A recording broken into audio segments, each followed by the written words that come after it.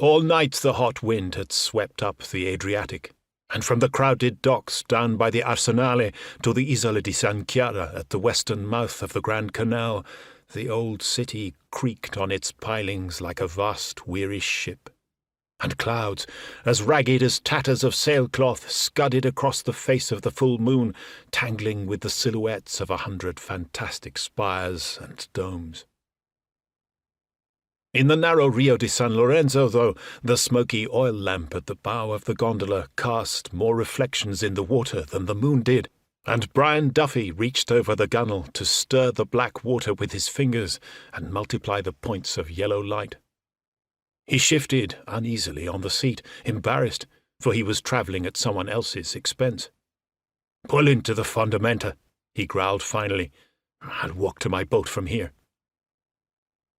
The gondolier obediently dug his long pole into the canal bottom, and the tiny craft heeled, paused, and then surged up to the embankment, its prow grating on a submerged step. "Thank you." Duffy ducked under the awning of the Felze and took a long step to a dry stair while the boatman held the gondola steady. Up on the sidewalk, the Irishman turned. "Marozza paid you to take me all the way to the Riva degli Scavoni. Bring him back the change." The gondolier shrugged. "Perhaps." He pushed away from the stair, turned his craft gracefully about, and began poling his way back up the glittering watercourse, softly calling "Stali" to draw any possible fares. Duffy stared after him for a moment, then turned on his heel and strode south along the embankment Calle toward the Ponte de Greci, the bridge of the Greeks.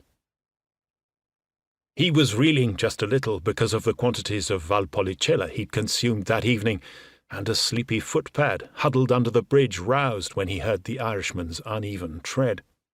The thief eyed the approaching figure critically, noting the long, worn cloak, evidence of frequent outdoor sleeping, the knee-high boots down at the heels and 20 years out of fashion, and the rapier and dagger, which looked to be the man's only valuable possessions. Edging silently back into the shadows, he let Duffy go by unaccosted.